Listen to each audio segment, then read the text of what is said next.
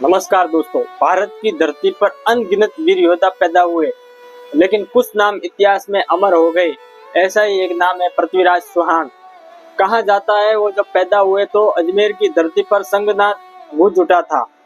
सम्राट सोमेश्वर चौहान के घर 1149 ईस्वी में जन्मे इस बालक ने बचपन से ही वीरता के संकेत दे दिए थे।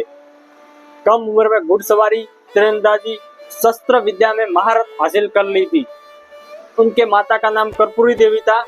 इतिहास कहता है धनुष की डोरी खींचते ही बाण लक्ष्य पर जाकर लग जाता था। गुरुकुल में पढ़ते समय ही उन्होंने युद्ध नीति, राजनीति और शौर्य कथाएं सीखी। बालक प्रतापी था, तेजस्वी था और नेतृत्व की क्षमता उनमें जन्मजात से थी। लोग कहते थे बालक बड़ा होकर हिंदुस्तान पर राज करेगा। पिता की मृत्यु के बाद कम उम्र में उन्हें दिल्ली और अजमेर का शासक बनना पड़ा और बचपन में उनके जो संरक्षिता हुई, उनकी माता हुई, 11 वर्ष की उम्र में ही पृथ्वीराज को शासन व्यवस्था में बैठा दिया था। उनकी माता ने सुरक्षिता की भूमिका निभाई और वहाँ शासन में सहयोग किया। किशोर अवस्था में राजा बनना आसान नहीं था, लेकिन चौहान वंश की परंपरा थी कि जो राज सिंहासन पर बैठता है वो बचपन से ही एक राजा बनने का गुण रखता है। गद्दी पर बैठा हर शासक एक योद्धा होता है। पृथ्वीराज चौहान सिंहासन पर बैठते ही अपनी सीमाओं को सुरक्षित किया, क्योंकि पृथ्वीराज के घर में भी दुश्मन थे, पड़ोसी राज्य में भी दुश्मन थे और विदेशी आक्रामकता भी उनके दुश्मन थे। विदेशियों से तो क्या बचना, अपने घर में भी उनके दुश्मन बहुत थे। उन्होंने पड़ोसी राज्यों पर विजय प्राप्त की और उनकी वीरता की कहानी दूर दूर तक फैलने लगी। इससे कन्नौज में बैठा जयसन गढ़वाल उनसे ईर्ष्या करने लगा, क्योंकि वह पृथ्वीराज की तरक्की नहीं देख पा रहा था।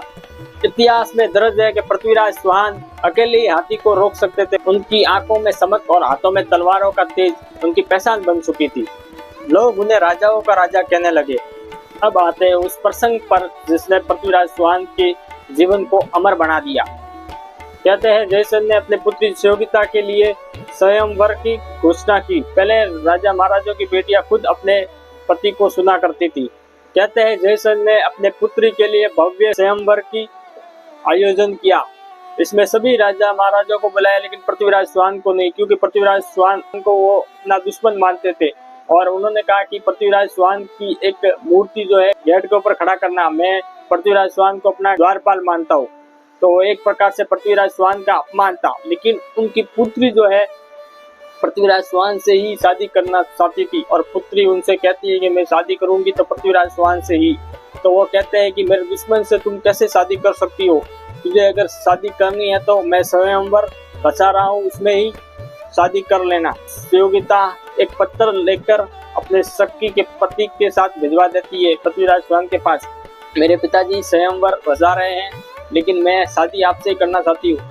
तो पृथ्वीराज चौहान उस सखी का पति था, उसको कहते हैं कि उन्हें कह देना मैं आ जाऊंगा वहाँ पे तुम्हें लेने के लिए।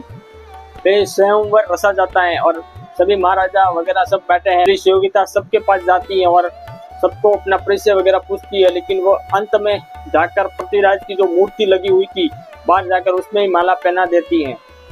और फिर क्या, फिर पृथ्वीराज चौहान वहां से दिल्ली से आ जाते हैं। दिल्ली से वहां पर आते हैं स्वयंवर में और उनको कहते हैं कि जिसमें हिम्मत है मुझे रोक लो, अभी ये मेरी पत्नी बन चुकी है। फिर किसी महाराजा की हिम्मत नहीं होती और पृथ्वीराज चौहान सुयोगिता को लेकर जाते हैं और उसमें 20 में सैनिक थे पृथ्वीराज चौहान के, जो उसमें रोक नहीं आता था उसको वहां से भगा देते थे और पृथ्वीराज चौहान दिल्ली पहुंच जाते हैं। इससे जयसन गढ़वाल बहुत क्रोधित हो जाता है और वो कहता है कि मैं अभी मोहम्मद गोरी से सहायता लूंगा, गजनी के शासक से, और मैं दिल्ली का राजा बन जाऊंगा। तो एक प्रकार से कहा जाता है कि जयसन गढ़वाल ने धोखा दिया पृथ्वीराज चौहान को, पृथ्वीराज चौहान के साथ गद्दारी की, देश के साथ गद्दारी की। अब कहानी पहुंचती है सबसे बड़े संघर्ष पर, उस क्षण पर जो इतिहास बन गया। भारत और अफगानियों का टकराव हो गया। कहा जाता है मोहम्मद गोरी भारत को लूटने के लिए आता था और भारत का जो सोना है वो गजनी लेके जाना चाहता था, क्योंकि वो कहता है कि भारत सोने की चिड़िया है तो मैं गजनी को सोने की चिड़िया बनाऊंगा। 1175 में मोहम्मद गोरी भारत की ओर बढ़ना शुरू किया। कहा जाता है पहले वह गुजरात में आक्रमण करता है, लेकिन गुजरात में वहाँ की महारानी थी एक राजा की संरक्षक, क्योंकि उसका बेटा छोटा था तो वो भी उनको हरा देती है और मोहम्मद गोरी को भगा देती है। बाद में वो पाकिस्तान जो पड़ता है वहां से आने की कोशिश करता है और वो पाकिस्तान में जो पंजाब है उस पर कब्जा कर लेता है और भारत में आने की कोशिश करता है। भारत में जो पंजाब है तब पृथ्वीराज चौहान को पता चल जाता है और वहां पे युद्ध लड़ा जाता है। पृथ्वीराज चौहान ने उससे सामना करने का निश्चय किया, उनसे युद्ध करने का निश्चय किया। 1191 में तराइन का मैदान दोनों सेनाओं से भर गया। पृथ्वीराज के पास लाखों घुड़सवारी और सेना थी और निडर सेनापति थे और निडर योद्धा थे। भयंकर युद्ध हुआ और परिणाम जो है इतिहास में दर्ज हो गया। पृथ्वीराज ने मोहम्मद गोरी को हरा दिया।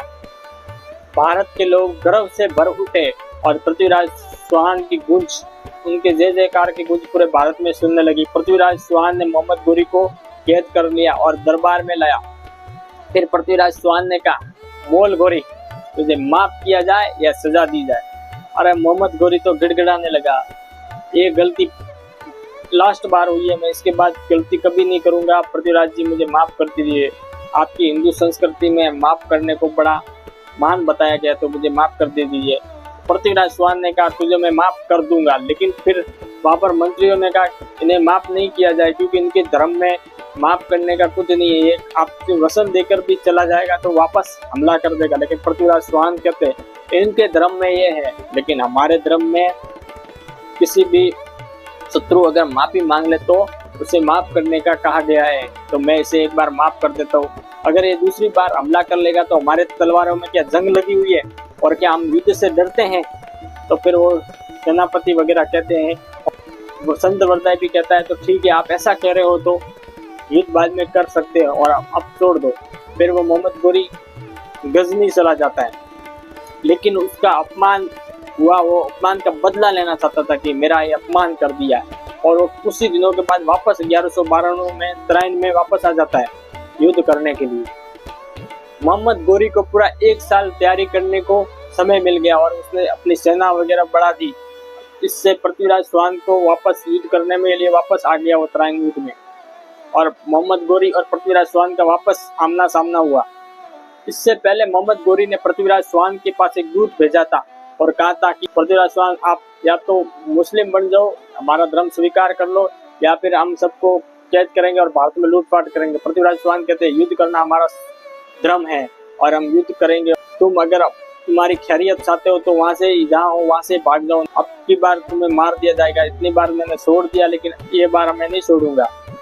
फिर क्या, फिर तराइन के मैदान में जाते हैं और मोहम्मद गोरी वापस बोलता है कि पृथ्वीराज चौहान जी, मुझसे गलती होगी, मेरा भाई जो है वहाँ पे सुल्तान अफगानिस्तान में दूसरा है, अफगानिस्तान के शासक मैं नहीं हूँ, वहाँ पर मेरा भाई बैठता है, अगर मैं ऐसे हारा हुआ मुंह लेके जाता गजनी में, गजनी गया तो वो मुझे मार देता वहीं पे। पृथ्वीराज चौहान दया कर देते कि उसके भाई की वजह से ये नहीं गया। फिर पृथ्वीराज चौहान अपनी जो सेना थी उसे दूसरी जगह पर लगा देते, क्योंकि दूसरी जगह पर दूसरे उनके दुश्मन भी बहुत थे, तो वहाँ पर उनके ऊपर हमला कर सकते थे, इसलिए उन्होंने योग्य सेनापतियों को इधर से उधर दूसरी जगह पर भेज दिया। और वो फिर थोड़े दिन बैठा रहा कि मैं थोड़े दिन बैठता हूँ, मोहम्मद गोरी ने कहा, और वो बैठते और हर रोज वो नमस्ते वगैरह करते हैं, मतलब हालचाल पूछते कैसे पृथ्वीराज चौहान वगैरह वगैरह। और फिर पृथ्वीराज को लगता है कि इसके भाई की वजह से ही यहाँ पे बैठा है और कुछ दिनों बाद चला जाएगा।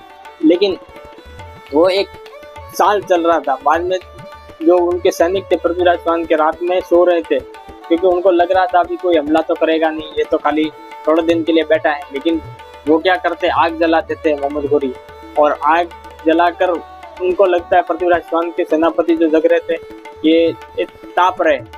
दूसरी ओर से पृथ्वीराज चौहान की जो सेना सो रही थी उस पर हमला कर देते हैं और अंत में पृथ्वीराज चौहान की सेना हार जाती है।